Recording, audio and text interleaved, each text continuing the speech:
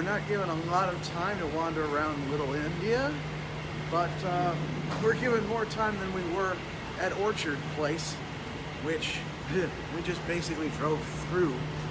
Carol, our guide, would tell us a few things, and that was basically it. Here she talks about needing to take this place in with all of our senses, not just looking around, but being able to smell, and don't know if we'll have time to taste anything, but at least there's more to absorb than can be taken in through the camera.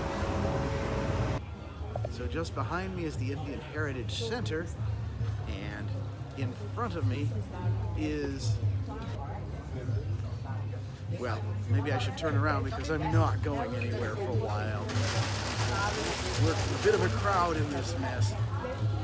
But again, it's a shopping arcade, and it's specifically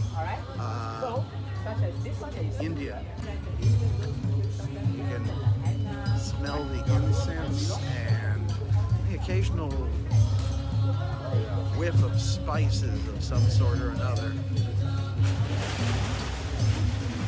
See the garlands here and there, used apparently as offerings to one god or another, and I guess each different pattern is to be offered to a different god, interestingly enough.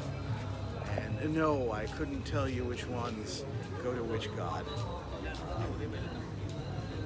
It'd be interesting to understand why one pattern belongs to one or another or anything like that. There are a lot of interesting varieties of fruits here, various breeds of bananas and whatnot, but you know, this being a brief stop and we're going back on the ship eventually, it's pointless to go through it. Not only don't we have a lot of time, but we're not allowed to bring anything out of the country as per usual, so it's kind of, while it's interesting to take in, between the flowers and the fruit, there's literally nothing that, even if I wanted to, I can buy and take with me.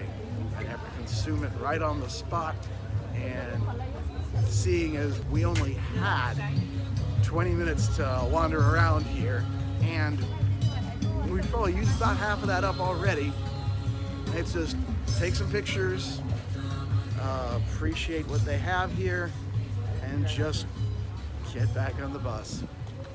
There's only so much we can see and do. That is one of the things. I've said that the nice thing about a cruise is that you unpack once and the hotel does the traveling for you.